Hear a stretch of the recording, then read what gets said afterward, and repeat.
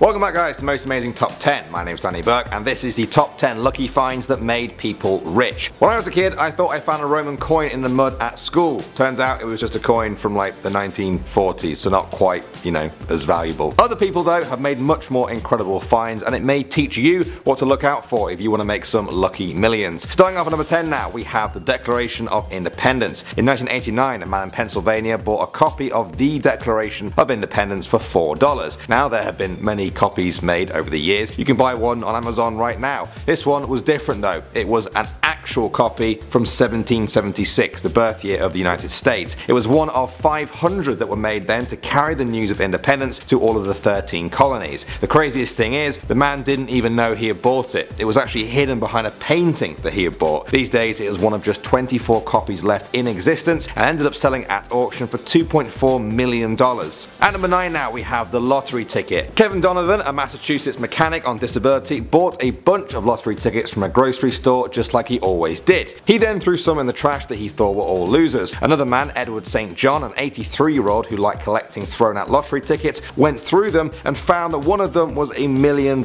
winner. When news got out, Kevin Donovan claimed it was his, but the lottery people said the only requirement was being in possession of the winning ticket, and so Edward got all of the money.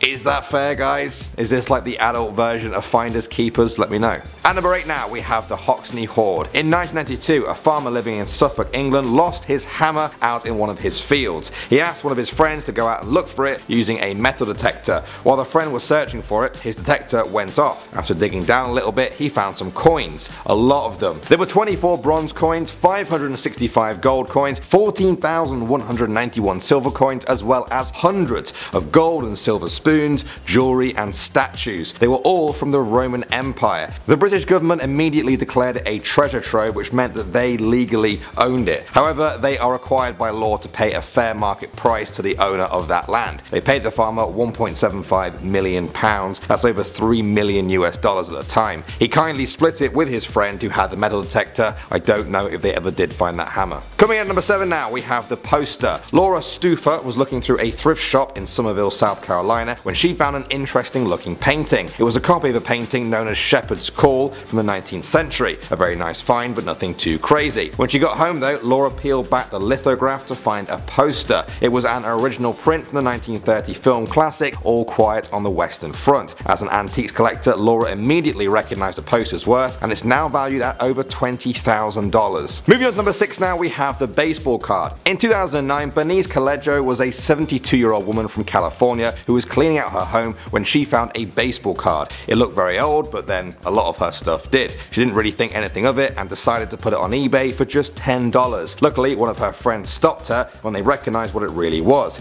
It wasn't just any baseball card, it was a baseball card from the Cincinnati Red Stockings from 1869. They were thought to be the first professional baseball team in the world, making this the oldest baseball card in the world and very, very valuable. It went up for auction and was sold for an astounding $75,285. Good for you, Bernice. Coming in at number 5 now we have the violin. In 2012 a man in San Antonio, Texas was on the lookout for a cheap violin for his wife. He wanted to take one apart and use the parts from it to repair the one that she already owned. One day he found one among some trash by the side of the road. He later found out it was a 1922 Giuseppe Petrozzini. He was a famous violin maker. He took it on Antiques Roadshow where it was valued at $35,000. Not bad for a piece of trash by the side of the road. Next up at number 4 now we have the couch. In 2007 a student in Berlin, Germany bought a pull-out couch at a flea market for the modest price of $215. Not bad, quite a steal, but the real value was yet to be found. When she unfolded it at home she found a painting tucked inside. It was identified as Preparation to Escape to Egypt by Venetian painter Carlo Saraceni from the early 1600s. What it was doing down the back of the couch, we may never know, but the painting went up for auction and sold for $27,630, meaning the student could buy another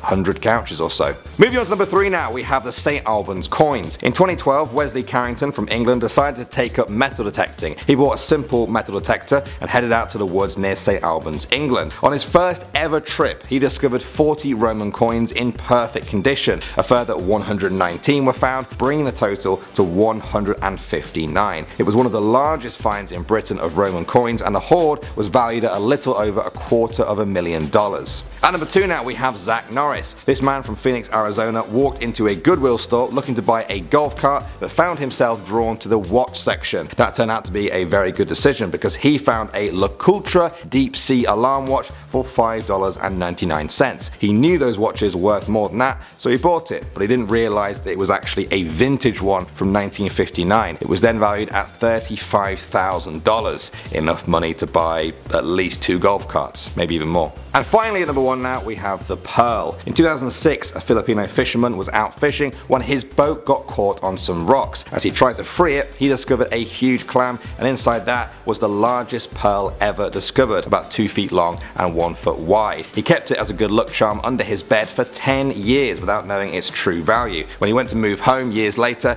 he left it with a relative for safekeeping. She recognized the true value though and called in gemologists to examine it. They estimated that the 34-kilogram pearl was worth an estimated $35 million. Alright guys, that's all I have for you in this one. Which one of those was the most impressive finds? What's the most impressive thing you guys have ever found? Thank you as always for watching. My name is Danny Burke and I'll see you all in the next one.